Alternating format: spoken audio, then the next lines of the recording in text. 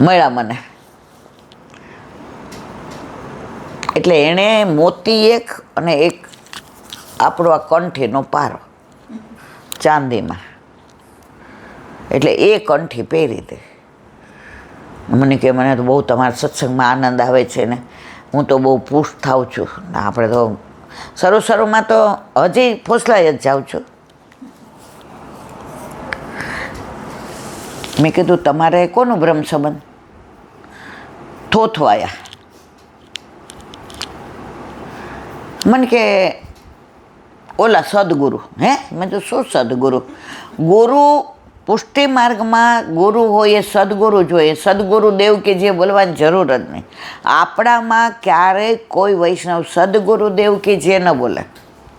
તો 2-3 વાર એ મળ્યા ને, જય શ્રી કૃષ્ણ, પછી કે સદગુરુ દેવ કી જે. મેં તો ઓહો હો,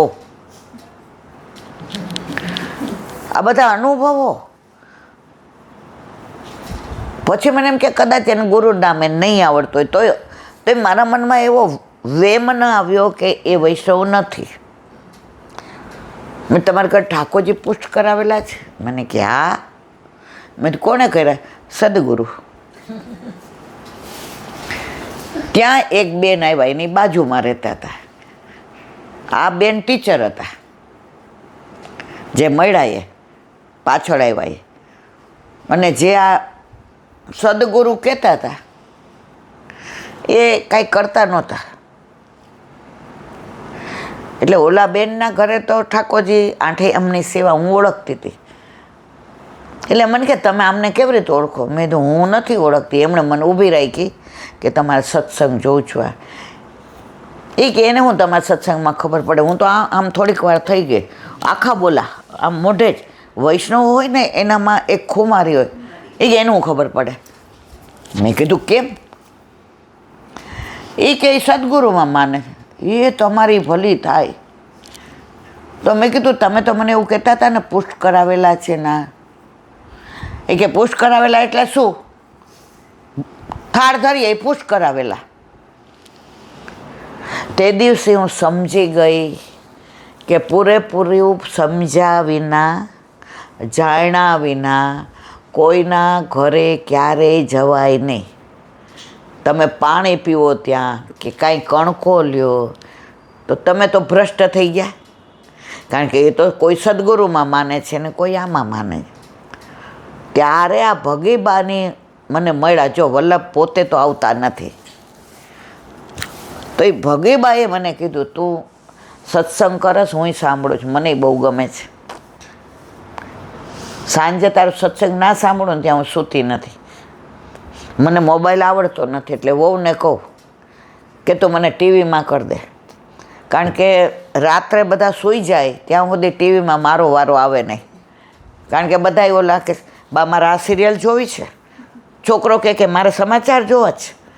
એટલે 10:30-11 વાગે બધા પોતાના રૂમમાં જાય.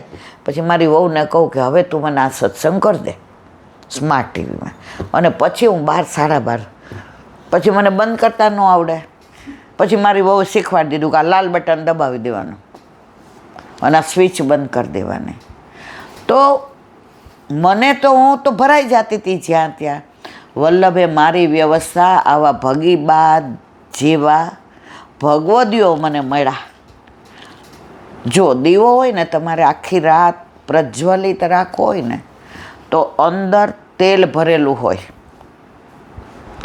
પ્રગટેલું હોય, કોડિયું બરાબર હોય, છતાંય આખી રાત તમારે જોવા જવું પડે કે બરાબર છે ને. પછી તમારે સળીથી આમ સરખું કરવું પડે, અંદર જોવું પડે કે ઘી ખલાસ નથી થઈ ગયું ને, પવન નથી આવતો ને.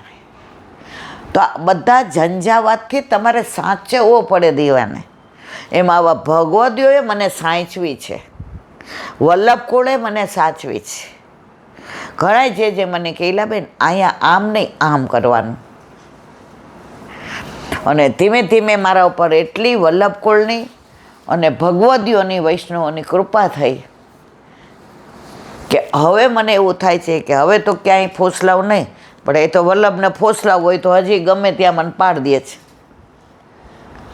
હવે તો પહેલાં બધું પૂછી જો.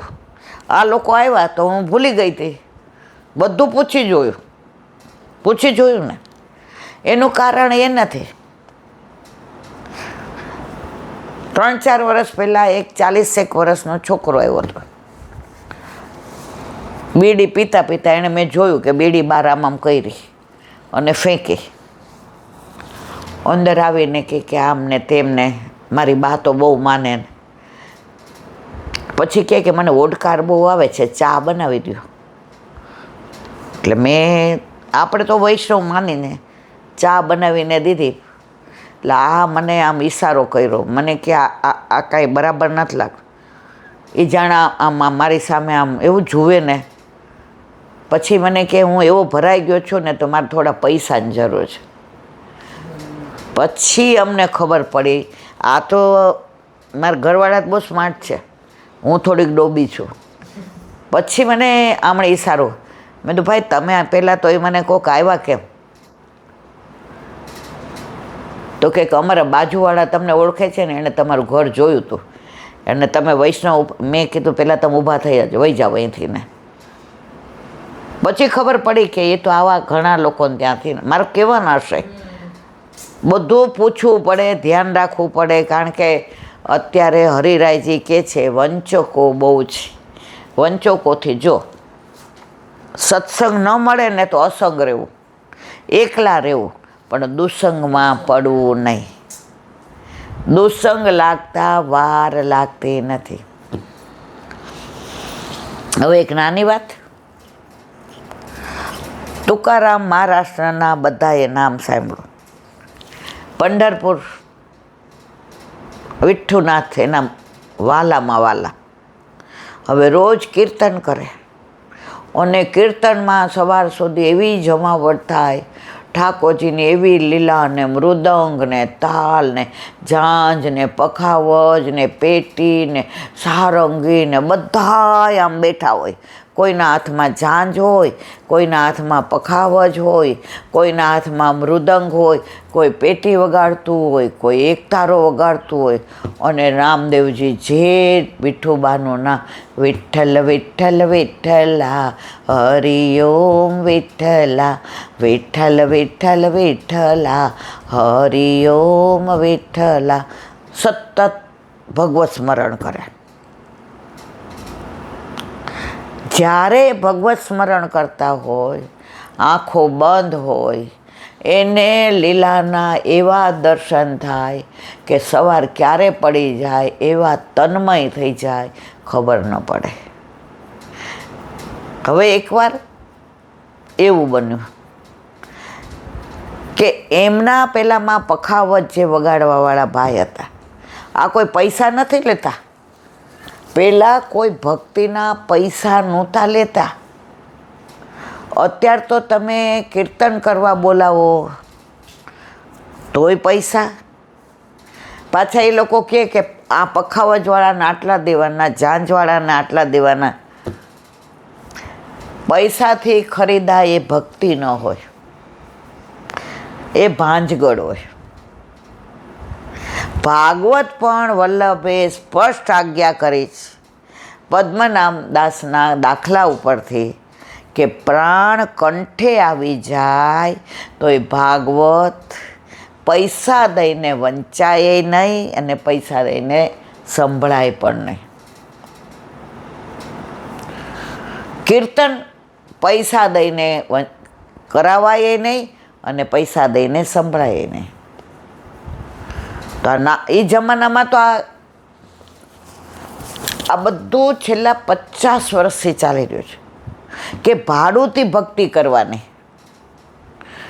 ભાડુંથી ભક્તિથી પ્રભુ રાજી ના થાય. તમે નાભીમાંથી બોલો, તમને કોઈએ કીધું નથી, શીખવાડ્યું નથી.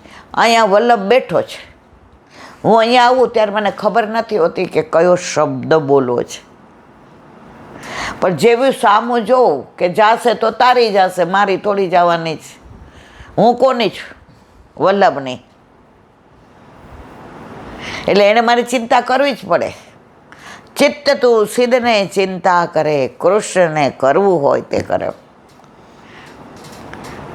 તો ત્યારે નામદેવજી નામ કીર્તન કરતા તો બધા પખાવજ ને ઝાંઝ ને પેટી ને એક તારો ને અને બીજા બધા વૈષ્ણવ હોય એ આમ એવો આનંદ આવે ને કે ઠાકોરજી ત્યાં નૃત્ય કરતા હોય એવા દર્શન થાય. એમાં એકવાર એક પખાવજવાળો બીમાર પડ્યો. હવે એના પખાવજમાં એવો તાલ કે શરૂ કરે ને ત્યાં બધાને ઝૂમવાનું મન થાય અને અંદરથી બધા બોલવા માંડે.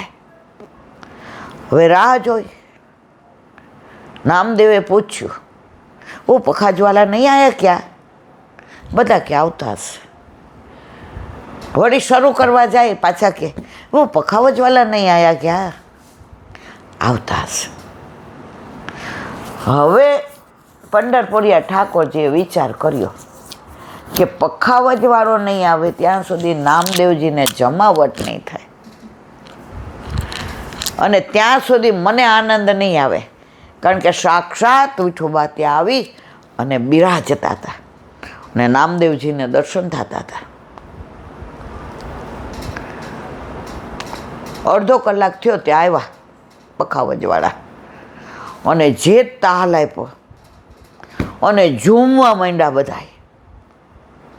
પખાવજના તાલે જ બધા વાજિંત્રો વાગવા માંડ્યા. એક તારો ને વાજુ ને પેટી ને ઝાંઝ ને ઢોલક ને ધમામાન પહેરીને વાગવા માંડ. પણ એનું મૂળ ક્યાં હતું? પખાવજમાં. અને નામદેવજી તો તન્મય થઈ ગયા. હવે પૂરું થવા આવ્યું ત્યારે બધાય નામદેવજીની પાસે આવે અને પ્રણામ કરે કે આજ બડો આનંદ. આમાં ક્યાં પૈસા લેવાના હતા? એને લોકો પોતાના નસીબ સમજતા હતા. ભાગ્ય સૌભાગ્ય શ્રી યમુનાજી દે. તો કે અમારા સૌભાગ્ય કે નામદેવજી ભક્તિ કરે છે એમાં અમને સંમિલિત કર્યા છે. તો બધા એમની પાસે આવે અને બધાએ પ્રણામ કરે એટલે નામદેવજી થાબડે. પખાવજવાળા ભાઈ આવ્યા તો કે આ તો તે રંગ રાખ્યો, અત્યાર સુધીની બેસ્ટ તારી કૃતિ, તે આજે એટલું સરસ પખાવજ વગાડ્યું તો ખૂબ થાબડો. થાબડતા થાબડતા નામદેવજીની આંખમાં પાણી આવી ગયા કે ऐसो तो तूने कभी नहीं बजायो, आज क्या भयो का हुआ, कैसे बजायो तूने? પખાવજવાળા એ કે દિનતા તો જો આટલા વખાણ કરું છું છતાં એક શબ્દ નથી બોલતા. ઘરે ગયા તો એક ભાઈને કહ્યું નામદેવજીએ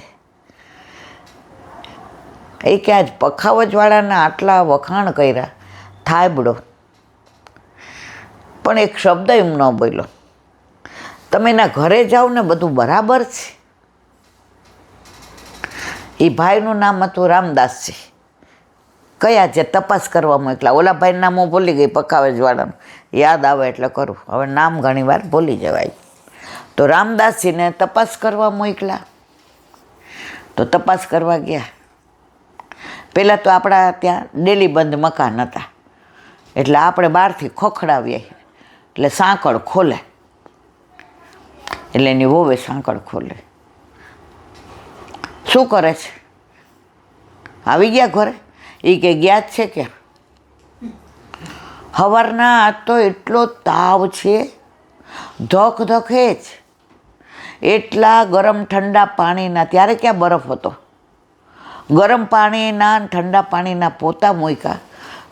વૈદ બાવાને બોલાવ્યા, ઓસડિયા ઉકાળીને પાયા, પણ એ આમ ધકે જ રાખે છે. તો કે ક્યાં છે? એ કે અંદર સૂતા છે ખાટલામાં. ઓલા ભાઈ કે રામદાસજી કે હું ઝાંઝ વગાડતો તો, મારી બાજુમાં બેઠો તો પખાવજવાળો અને એની બૈરી કે છે કે આવ્યા નથી. હવે અંદર જાઓ કે ન જાઓ? જાઓ અંદર, તમે જય શ્રી કૃષ્ણ કરશો તો રાજી થશે. સવારના એકલા છે ને એને ક્યાંય નથી ગમતું ને તાવ ઉતરતો ને. અંદર ગયા તો પખાવજ લઈને આવ્યો તો ને, તાર ઘરવાળી ખોટું બોલે? અરે એમ ખાટલામાંથી ઊભું થઈને વોશરૂમ સુધી નથી જવાતું. સવારનો ઊંધે કાંધ પડ્યો છું, ત્યાં ક્યાં આવું હું? અને આ તો લાજ કાઢે એટલે કહેવાય કેવી રીતે આવે નામદેવજીને ત્યાં, અને મને એકલા મૂકીને કેવી રીતે આવે? તો તું નહોતો આવ્યો હે? એ કે બેહું છે, તમે આવ્યા છો ઊભા કરો તો ઊભું થવાય ને. એ કે રહેવા દે, ઊભું નથી થવું. એ કે મારા માથે હાથ મૂક, સાચું બોલ, તું નહોતો આવ્યો? તેને વહુ આવ્યા. એ કે લે તમારે બેના માથે હાથ મૂકવું, નહોતો આવ્યો, મારામાં ત્રેવડ જ નથી, હું અહીંથી હાથે ઊભો નથી થઈ શકતો. જોયું તો 4-5 તાવ. પછી કે મારા ઘરે ઔષધિ છે, હું દઈ જાઉં છું. કોઈક આવ્યું તો કે મારામાં ક્યાં ત્રેવડ છે?